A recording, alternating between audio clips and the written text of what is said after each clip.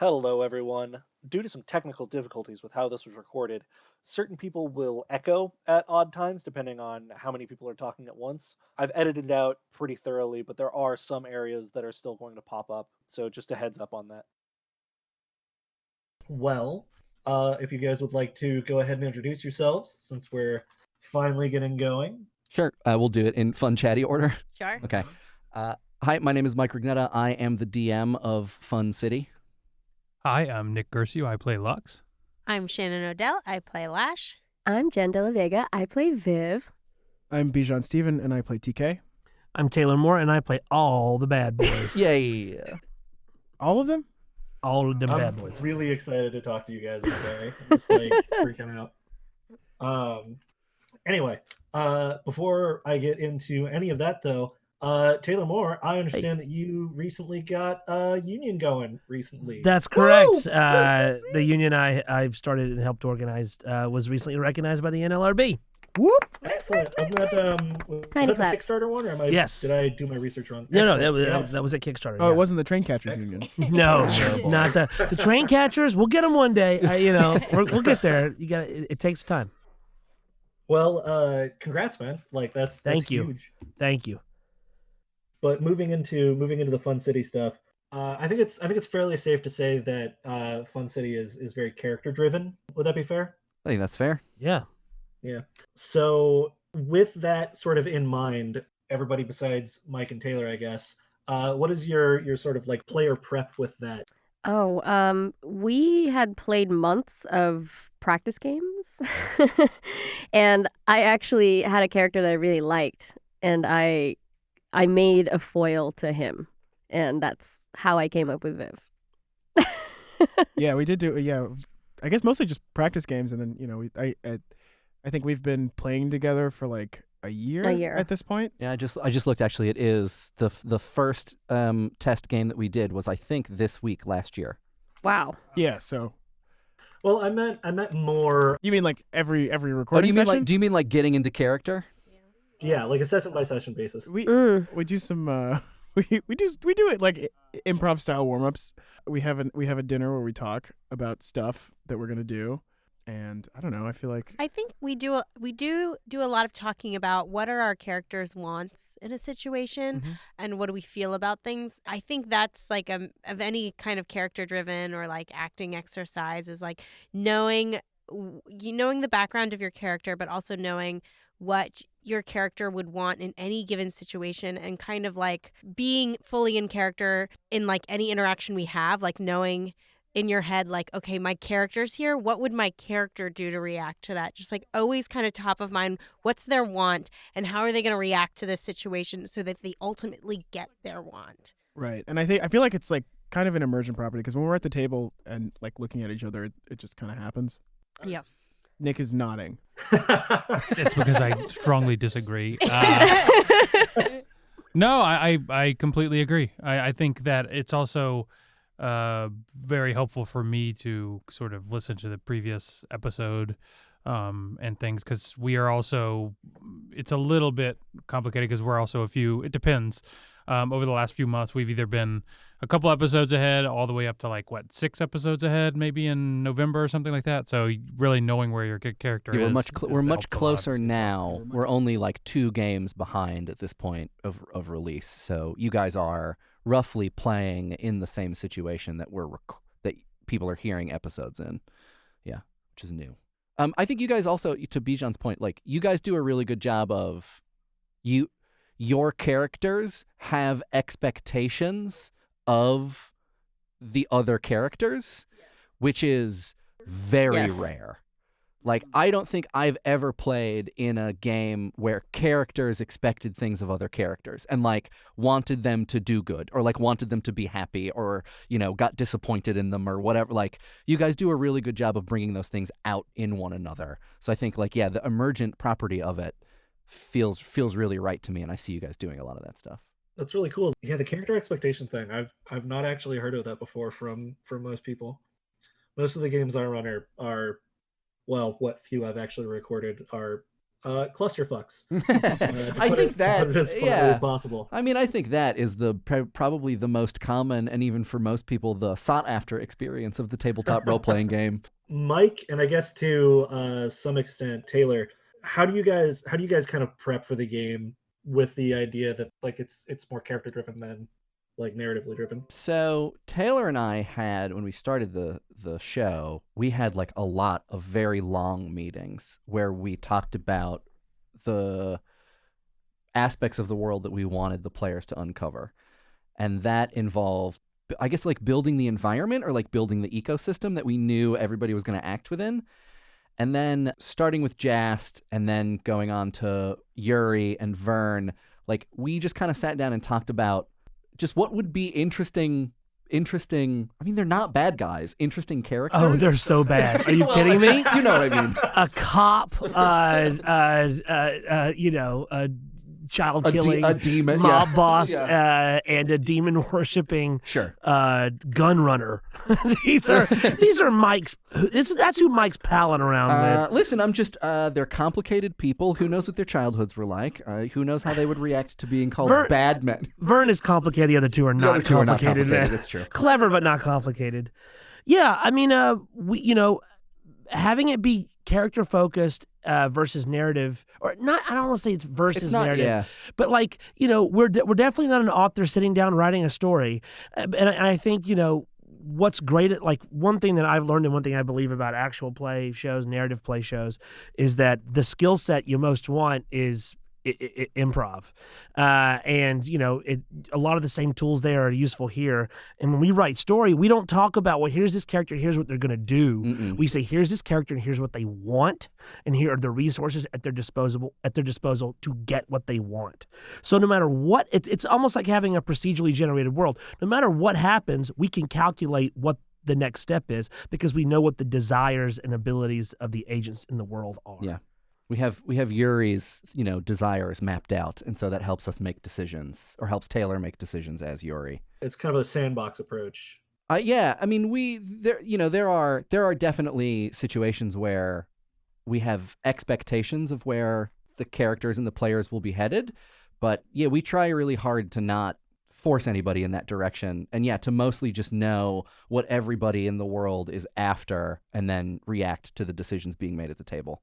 And I think, it's that also in a way is our approach to narrative, is that all of the narrative comes out of the fireworks that fly when people who want different things end up in the same room or on the same abandoned parking lot.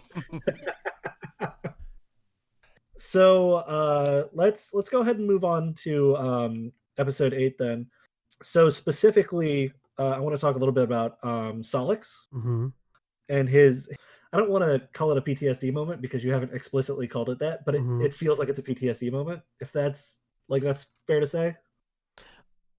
I don't know if it is technically PTSD, but I think it definitely comes from his anxieties and, terrors. Okay. I mean, we haven't written a specific trauma in his backstory that I think would, make it completely official in his narrative. But I think the end result is the same, which is that this guy is on a hair trigger to feel scared and to feel like he is in danger. It's not completely rational, and it's definitely based on his life. Okay. Yeah. It would be, honestly, I feel like if you had sat down and just been like, yes, we are making a PTSD character, it probably wouldn't have turned out as well as it did.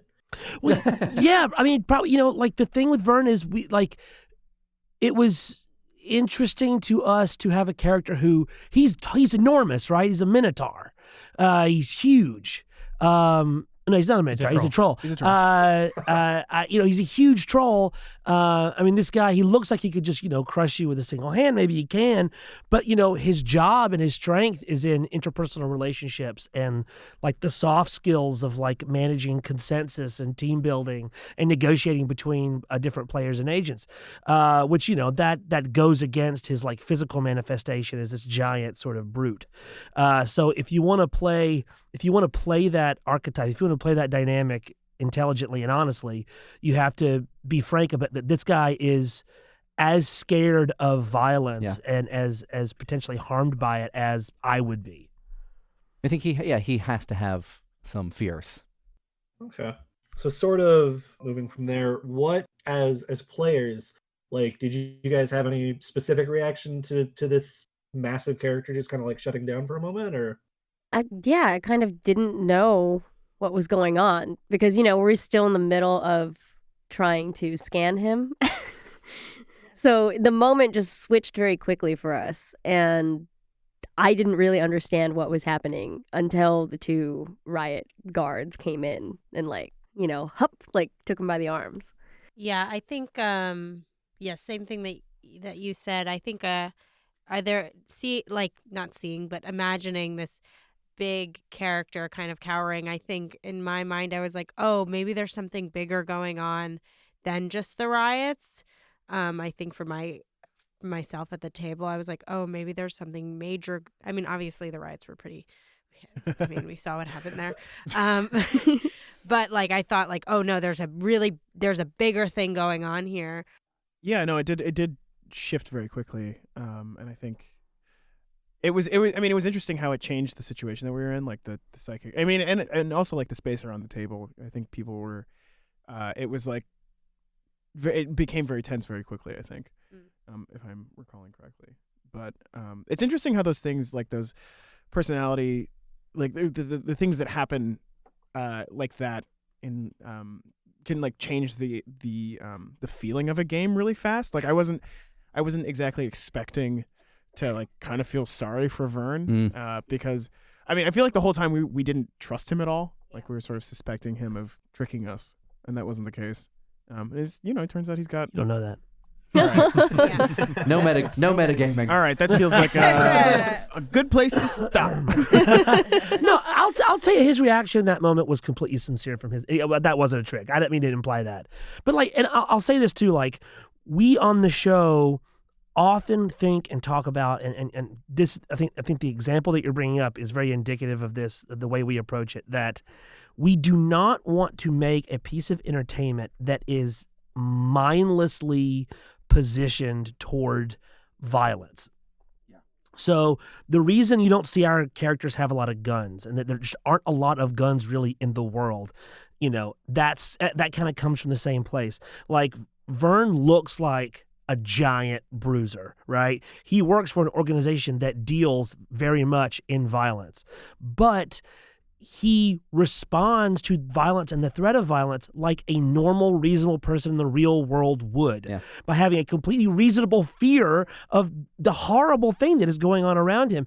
Only in these genre pulp shows and movies and things do people, something I hear about a lot, like something I've heard mentioned about, talked about a lot like this is James Bond.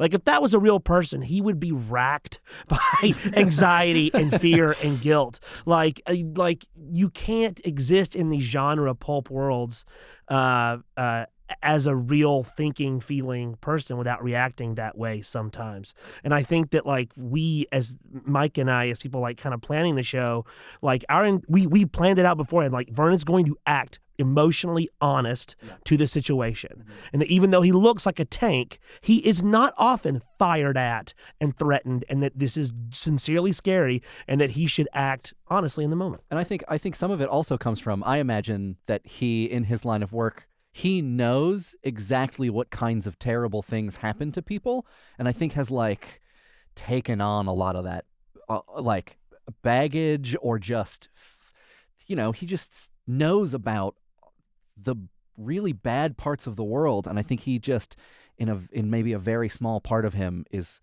not consumed by it, but there are situations where it can just be turned on, and he just is suddenly aware of oh shit, everything that is bad that is possible in a moment. Okay, well that kind of covered the next question I had about that, which was what was Taylor and Mike's sort of expectations for that scene. I mean, that's one where having the co-DM role makes us it lets us do things that you can't do in a game where you only have one DM, because I get to describe a situation and then another person at the table gets to react to it but both of those things are the pre-planned part of the universe, if that makes sense. But because it's two people, it seems much more dialogic. Whereas if it was just me DMing, I would describe the riot breaking out, and then I would be Vern reacting to it, and then for that moment it would be the Mike show. Yeah. So yeah, like I think Taylor and I in those moments, like we know kind of what's gonna happen. Like we each have expectations of one another, but it's not like it's scripted. I don't know if it's still, it's in there. I left in the part where I think, like, I say to Taylor something along the lines of, and is now when you want it to happen? And Taylor goes, no, hold on a second, like, give me a minute. And if you don't know what that means, that line just sort of flies right by. But on second re-listen, you would catch that I'm asking Taylor if now is the point in the conversation where he wants me to trigger the riot breaking loose. And so that's kind of like, we know it's going to happen, and then it's sort of us figuring out in the flow of conversation with the players when the wink and the nod occurs, and when it is the most sort of dramatically appropriate for that to happen. Okay. So I guess this next question is kind of for all of you guys. What is sort of your opinion looking back on that scene? Like, how do you guys feel like in retrospect about it? It feels so long ago. Yeah, I know. I can tell if you guys want to think. There are places that I immediately go to. Yeah. I think a lot. I spent a lot of time on the sound design for that part, to try to make it stressful but not overplay the stress of it, to make it something that lets you know that there is something wrong and lets you know that the tension is mounting, but doesn't have a buildup of a kind of, it's not like water building up behind a dam that is going to be let loose. It's like a shift in tone from private quiet moment to private quiet moment that is going to end soon. And when it ends, everything will be different.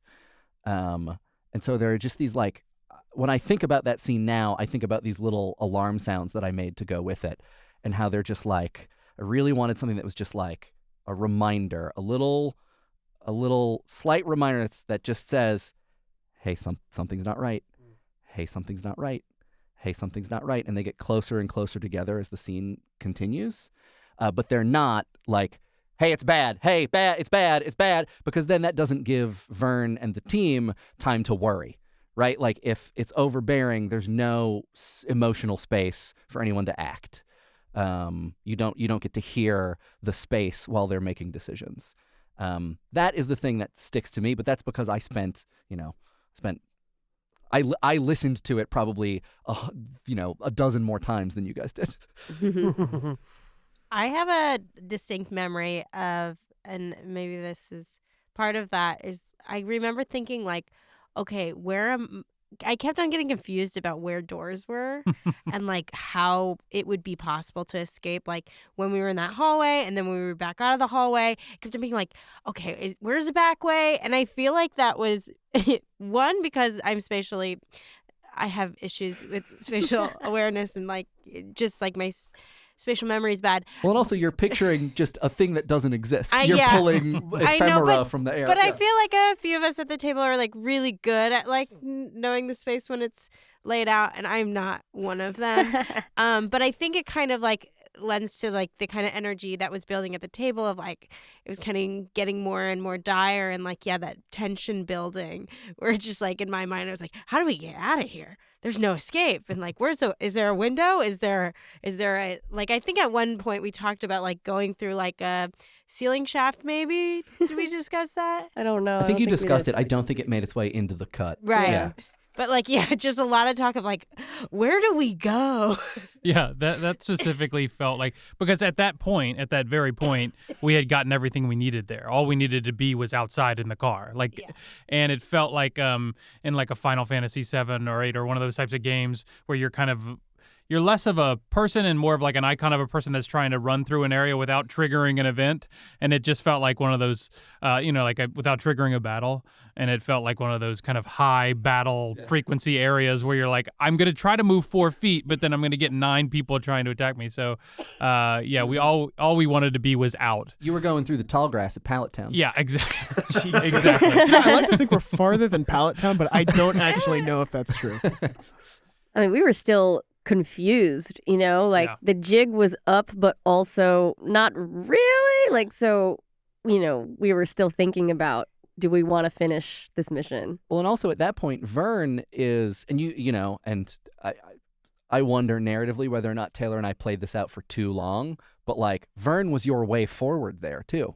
And then he was just gone. He got spirited away. And so for, a good hour and a half of gameplay, you all were like, oh, wait, we don't know what to do now. Yeah. Which was kind of the point. But I think that also contributed to that feeling of like, not only do you not know where to go, the character that was driving your mission forward is now just gone. You're like, We couldn't get in contact with them. Well, we got chicken wings in the end. It was all good. Yeah. You got to meet that guy with the crown. Mm-hmm. All right. So following from that, then a little bit later in that same episode was Viv's scene. Yeah. Jenn, sort of specifically here, what was sort of your inspiration for how you handled that? So the way I wrote Viv is she is, water elemental kind of person. She's very into meditation, very, I don't know. I took the imagery of, what's her name? Fleetwood Mac. Stevie Nicks. Flowy, witchy kind of a person, and needs quiet, needs calm, lots of meditation. I tried to set that up a lot in the beginning. I don't know if you remember from the very first episode when she was standing on top of the boat and she, just makes a quick motion with her hands and the water ripples around her. So that's the kind of power she's walking around with. And, you don't really see her do this. You haven't experienced any of her normal magic. And the first thing you see is her losing control, absolute, losing it. And the riot in the mind was really kind of visceral for me because I also tend, me personally, I tend to get pretty overwhelmed in, social situations. And yeah, it felt like I was being targeted and she also cast this at a force of 6, which I think was maybe too high But for it the makes situation. sense too. I mean, and I asked you to play. I was like, Viv, if you could, or Jenn, if you could now play Viv as someone who is just overwhelmed. Yeah, it makes sense to be to scream into the ether, I want it to stop, and then, yeah. Yeah, I mean, she's not the person to lose composure. I think she fell forward and got spittle, was screaming. So, I just kind of just went with it. And it was incredibly intense. Yeah, I mean, it didn't help that the water horse also weakened him and he had a bad roll. And so it just kind of cascaded. Whoa. I wasn't expecting it to go that dramatically. It definitely did that. I'd like that in the middle of the ride, everybody had a moment of silence and just what? Just tap it before it all started again, because that's mid-battle. Yeah. Yeah, you don't see someone melted into.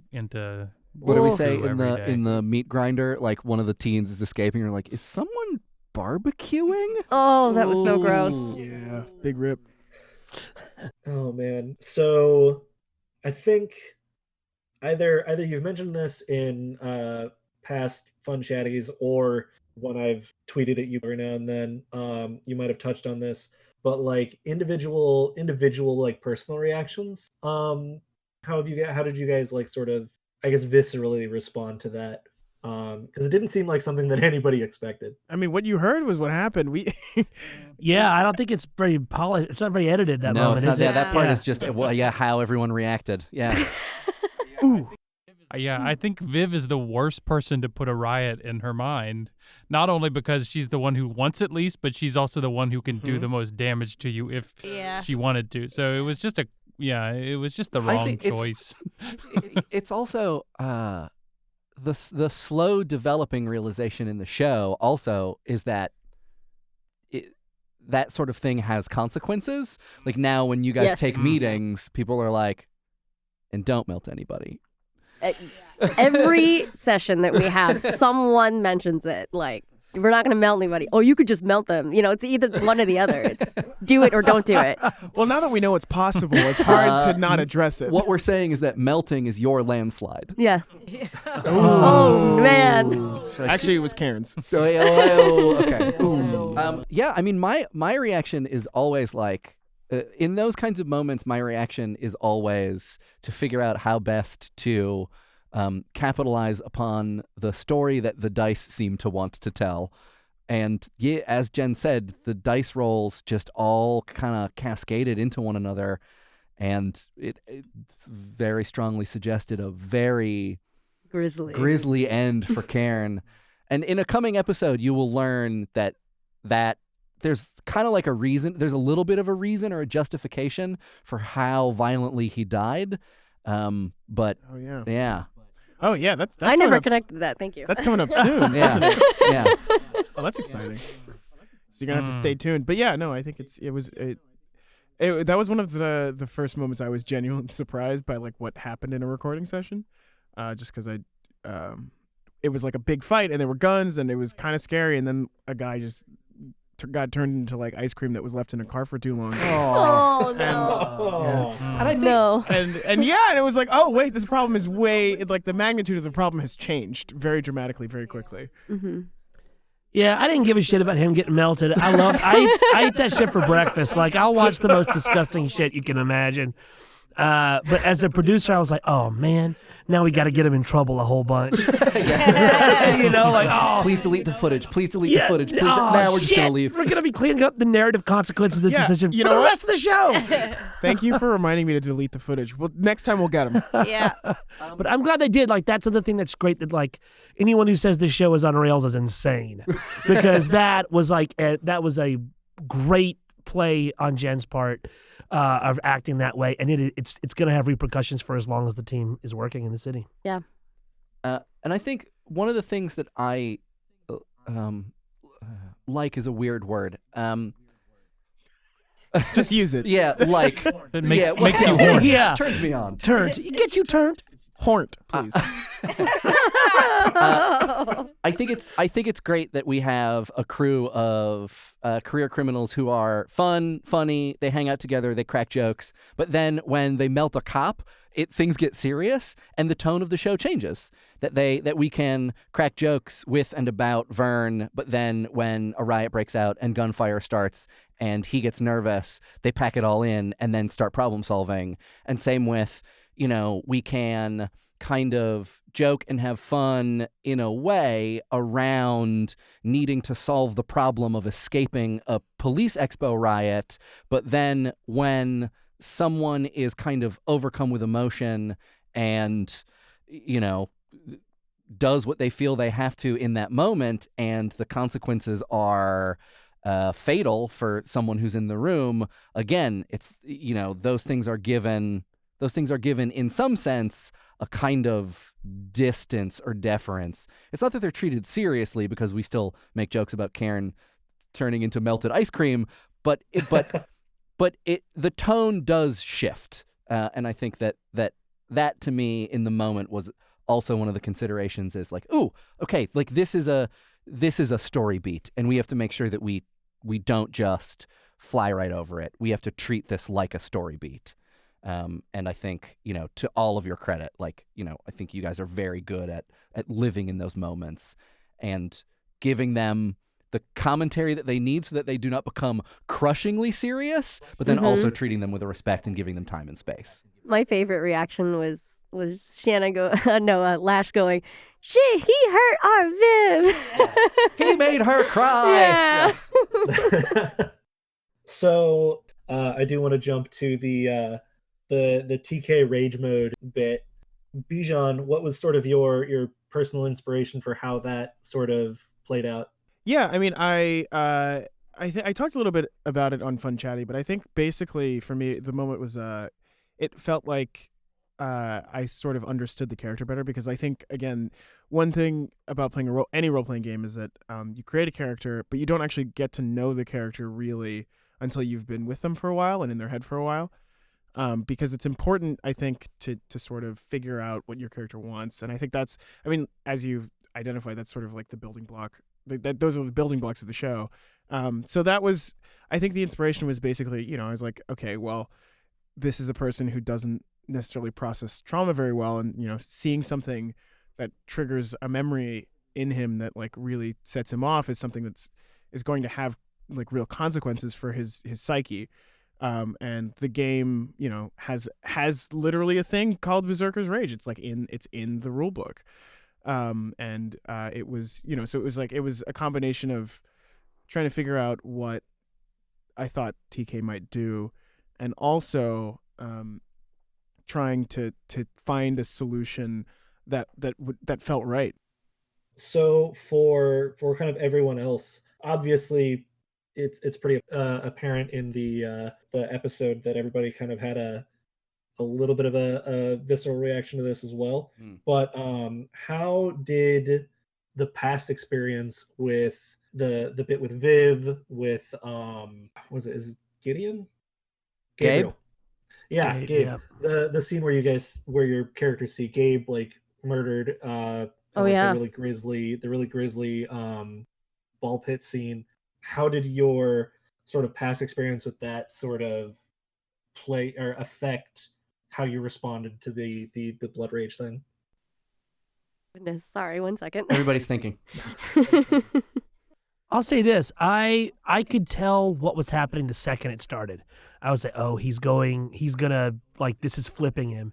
And I think it comes from the moment where things get so bad. I'm sorry, I can only think about this in terms of the French psychoanalysis of Jacques Lacan. I was going to say, you about to get about to get Lacan. Just fucking do it. Real horror comes from the moment where the capital R real intrudes on our existence in the symbolic order. So, like, there's culture and language and thoughts and identities and all these sort of abstract things. But then there is the other, the big real, right? The way the world actually is, which is sex and death and fucking and pain and the material. And weirdly, toilets. Lacan wrote a lot about toilets. Yeah, well, I mean, you can't avoid shitting, right? You can't write a poem that takes away shit. I mean, like, shitting, and these are all things leaving our body, things entering our body. Hold on, you can't write a poem that takes away shit. Yeah. You can't. No culture's going to remove the physical necessity of evacuating. I mean, that's just the way it is. And we all our lives are spent on this razor's edge between the symbolic and the real. And that all horror comes when the real intrudes upon the symbolic order. My favorite example of this is, of course, the classic science fiction horror film Alien. We have this perfectly white, sterile spaceship that is then infected by this organic, sexual, giant, violent penis that is going to kill everyone on the ship. Lady penis, yeah. Yes. Canonically a mother, but still. It's female, but also it's shaped like a penis. So what it represents, because it is androgynous, it represents the subconscious nature of sex in itself, pure, without gender, and that's great. So I think the show. Don't get me started on Alien. It is the greatest horror movie ever made. I love it. I love it. Yeah. So when we're making a show, and like I said earlier, like, we want to make this genre pulpy show with high stakes and big adventures. But what that means is, if you're going to play with high stakes, eventually those stakes get called. There is you lose a hand and you lose the pot. And when the stakes are big, the horrible happens and the real intrudes on your world. And that's like when Karen gets melted, when Vern freaks out, all these things. And when TK is put in this, and that big fight scene had a lot of moments like this. When Kit Kat makes a decision to shoot Dish, these are moments where, like, you are pushed to the extremity of the world as you know it, and then must cross that boundary line into the material world of pure consequence and effect and violence. And I could see it happen to TK, and I love it because I'm like, ooh, whatever happens here, we're going to get some really good Lacanian analysis out of it later. Yeah. So would you say the podcast is a vehicle for you to smuggle your ideas about Lacan into the mainstream? Everything is. Everything is. Most of what we cut out of the show is just us say something and then Taylor rubbing his hands together. And he's like, ooh, this is going to be a good opportunity to get some Lacanian analysis in there. I think you have a button on your computer that you click on right? At this point, filter? yeah. At this point, there's enough material that I've just trained a machine learning instance on it, and it can recognize it immediately and cut it out. No, I think yeah. I mean, save for the Lacanian specifics, I agree with Taylor, and I think my reaction at the table was pretty related, and I think that in a way it does. I hadn't thought about it until you asked it, but I think identifying it as the next step in intensity after a Vern, a Cairn, a Gabe, et cetera, makes perfect sense. Both in kind of the way that we were feeling it out and in learning what everybody in the world is capable of. That it's like you guys get to see, right? The Jast fight was kind of Tom and Jerry. Like, it was pretty funny. It was silly. It was silly. It was fun. No one really got hurt. Like, Lux got thrown in some acid, but like... Yeah. We had a missed out fire moment in it. It was kind of... Yeah, you were looking for a pie. Yeah. Okay. But well, like there then start to be these moments, like Taylor says, of consequence, and then I think you get to learn what consequence is, how it works, and see our appetite for it at the table and understand how committed to it we want to be. And I think one of the great storytelling impacts of Cairn being melted is that the consequences are so big that now it feels like it's easy to opt into consequences, which is great. Like, that's what we want. I know, like, from a perspective of a DM, and the story that, I'm trying to work with all you guys to tell is, like, I want you to feel like you are able to change the world that you're in, and I want you to want to do that. And I want you to feel like you want to change more than you're capable of changing, but that you're going to work your way towards it. And so, like, one way of working your way towards it is smashing another Shadowrunner skull to bits. Oof. Because what else do you have? Nothing. Holy shit, that's terrible. And like, that's a feeling that I want in the show. Yes, the horror of living on that razor's edge. Yeah. I think for me, I do think that Fun Chatty is a good source to look into for like my thoughts on liking Bijan's choice, because I think it's actually paying some respect to this thing called Berserker's Rage, as opposed to having it just be a fun little hat that you wear for a second that gives you a little bit of more armor. I think it makes it more real, which I think is our job. And then the thing I'll say about our reaction to it is that I think the moment something like that passes and we don't really react to it, or we don't really treat it with the same gravity it deserves, I think that's now maybe off the table a little bit to actually approach it with that same level of gravity and reserve and stuff the next time. So, I think it is about stakes. It is about having real emotional investment. And, I think that a lot of fiction addresses stakes by making bigger guns, bigger ships, bigger things. But you could also work it the other way, which is just actually just paying some respect to what would happen if one of your dear friends freaked out because they were being shot and then did something absolutely horrific. And, in totally kind of, in my opinion, a real moral gray zone, this person was literally trying to kill him.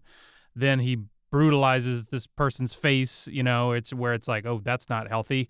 I think it's, treating it with that level of severity that I think it is something that is needs to be addressed, or it's hard to get back after you've.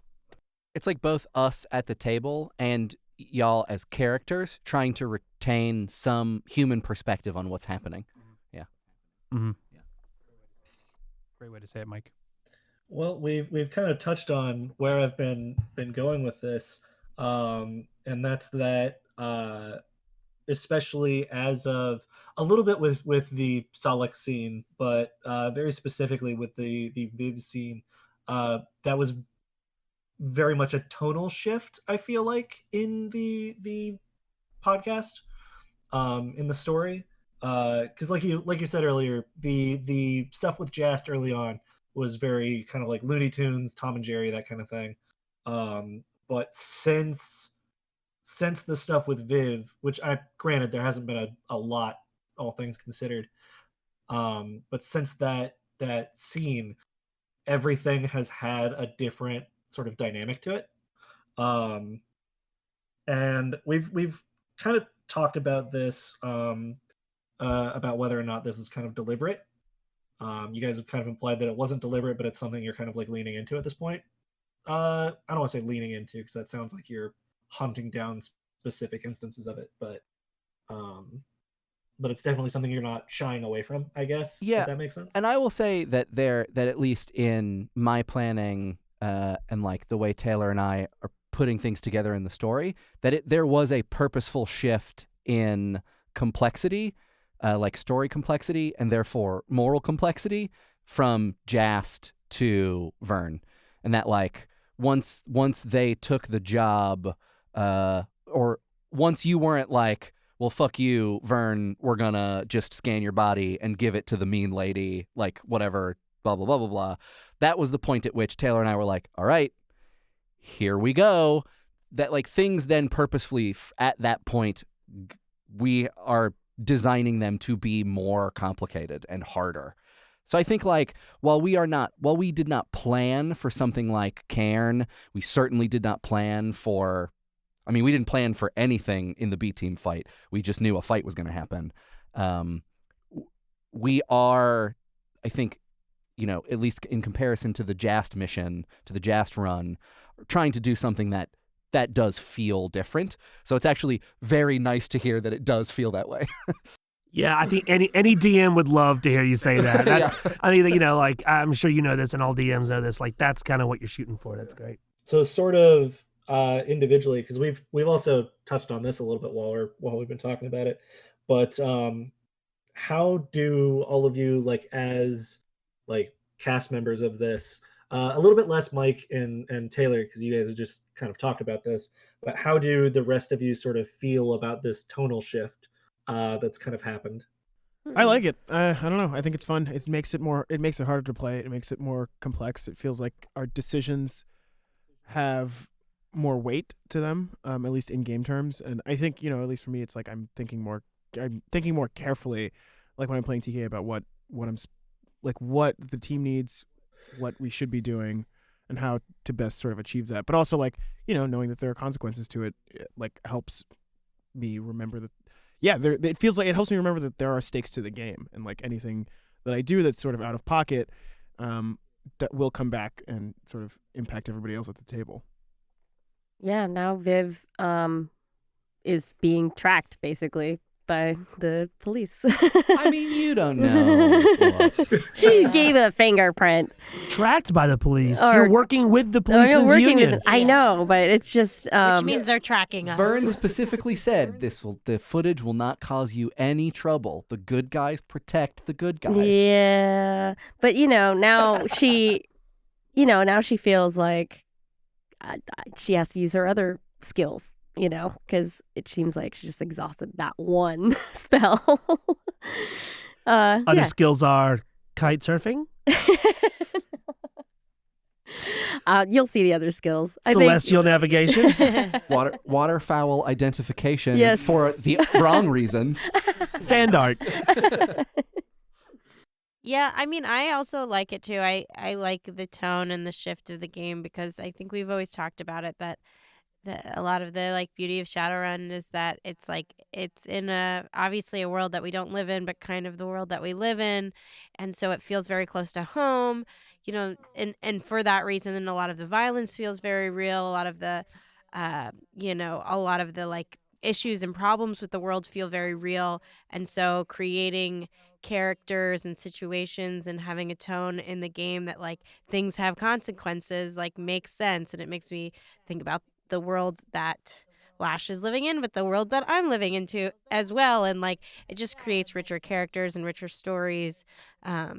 Yeah, I think there's never like a backside to like actually thinking about consequences when you're storytelling. Yeah, and I also think that a lot of the levity and fun moments Yeah. happen anyway. So it would be a little bit of a waste of y'all's time to try to come up with funny scenarios for us to be in, because we're professional, unprofessional Shadowrunners. So there's going to be times where we're going to be even addressing more serious situations. That there's going to be those moments. So I think coming from your angle, the more complex and the more real and involved, Almost and stuff, guarantees, I think, is yeah. how that. And it's also how that element comes into the game, because it's going to be very hard for us to kind of from whole cloth, make a really complex. I mean, we do it a little bit with our choices, but it needs to intersect with and be choices made in a complex world, in order for those choices to really have the real consequences and have the real knock-on effects that are fun and things like that. So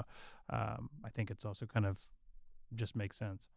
A large part of this tonal shift that we've hinted at pretty heavily is that a lot of you guys' characters have been put into very intense situations regarding their mental health. How has that sort of affected the way you look at the game?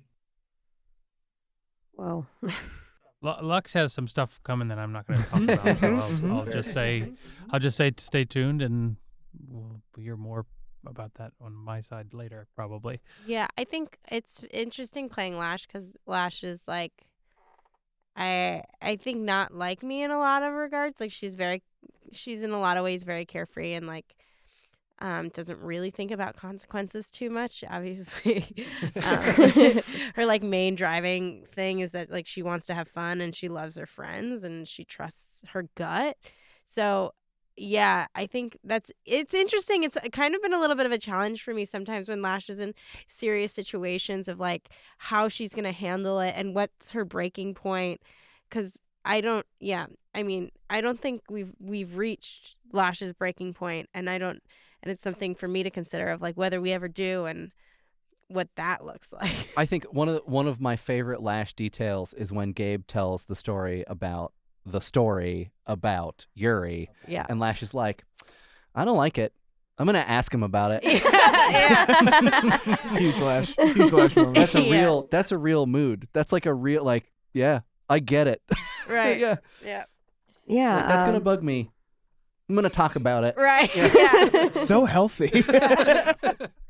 I think Viv is very reserved and does not show a lot of emotion. I think that just comes with the practice of being so experienced with magic. But, you start to see more and more of her come out over the course of this general shared trauma that we've all had. I think she speaks the most after this fight. Yeah. She's usually very quiet. Yeah, I mean, so is TK, but I also think, like now you see the reasons for it. But I think the mental health stuff is like, I think it's part of trying to play like a fully fleshed out character. Like this is stuff that you encounter in the real world. Like I don't know that I have a single friend who is like not sort of mentally unwell in some way, and like it really colors your experience. And I think part of this is like a lot of this stuff manifests in your 20s, right? And you're like sort of a lot of you're expected to sort of deal with a lot of stuff that is suddenly rearing its head just as you're transitioning into the workforce and adulthood in general and stuff.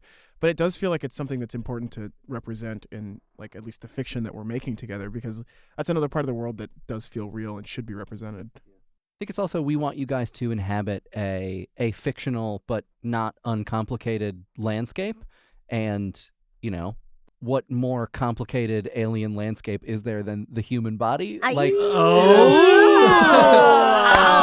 of all, the human mind. The human mind. Standing up. Up. No, but really. But yeah, I think that that's part of having a character-driven show, and part of wanting to put those characters in situations where we reckon with stuff that we reckon with in real life. And, it would be much to Taylor's point about wanting to make an honest show, and Bijan's point about the fact that mental health is a consideration of many, if not most, people. Yeah. All people, I mean, really. Yeah. Unfortunately, I think not all people, but Yeah, well, even if they don't know it, yeah. I'm you worried know. about them at least. Yeah. That like you can't. Yeah, like that can't not be a part of the show. It would be incomplete. It would be weird if it wasn't. That's fair. But again, much like we didn't sit down to make Vern Salex a character that has PTSD, we're also not sitting down and being like, okay, like mental health is a part of the show. I think we're just trying to figure out how to have, again, it all comes from this place of wanting to know what every character wants and wanting to explore this complicated landscape. And you kind of can't do those things without giving a consideration to how people think and feel and construct their own ideas of their world. Also, it's a dystopian world, and I can't imagine a dystopian that isn't offensive and manipulative in a deeply emotional and intellectual way. Yeah. I mean, dystopia is not just about like being hungry and and like not having bread. It's about fully internalizing a false consciousness that has been sold to you. Yeah, and like and having no peace and having anxiety quotes farmed in you from like you're a this. field of dirt and they're trying to grow lettuce.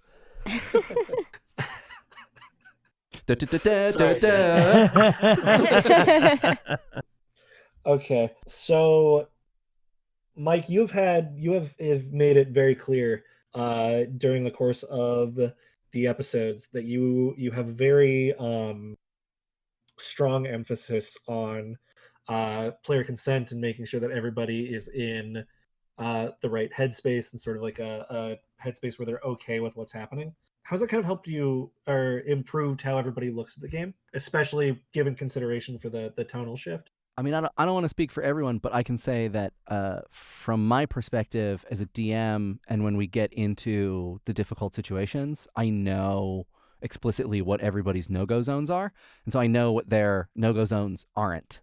And so it, I think, empowers us to get into difficult territory because we know that even though it's difficult, it's not going to ruin anybody's week. And like, if we start getting into, I don't think we have yet. Like, we haven't gone into any territory where we've had to have a talk about like, okay, we're going to get into something that someone has said to be careful about. So like, let's, discuss it. I think all the difficult stuff has been around things that we've all explicitly agreed to, gaming consent wise. So I think that's one of the benefits of sort of having those open conversations with the people that you're having this experience with. I think one of the fun, great things about consent is that you kind of get it out of the way and don't have to worry about it again. So in a way, it sort of doesn't impact the game because it's already done its job of impacting the way in the most positive way it can, which is getting the let's not go there out of the way, and then we're in a space where we could all have fun. And that doesn't mean that everything we talk about is fun or is great or anything like that, but it's not, deeply disturbing, in a way that, like Mike said, would ruin somebody's week. So I think, it's, in my opinion, it's playing in a situation where you're like, I don't know if I'm going there with you right now, and having to live in that space of uncertainty and stuff would be the thing that would suck. And so it just sort of gets rid of that. And for me, it's just an ease of play kind of thing. It's also something I didn't think about until Mike brought it up. I was just like, I just assumed that, but it's I'm glad that he did, because I think it's something to think about. So that's some. Sorry, I don't mean to cut everybody else off. But it's interesting the way that you describe it as something that's sort of you get it out of the way and then you don't have to worry about it anymore.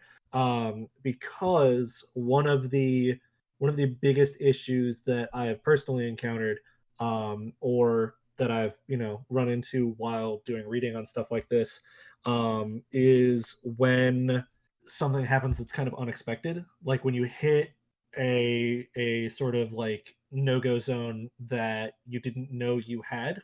And has that really happened to anybody so far?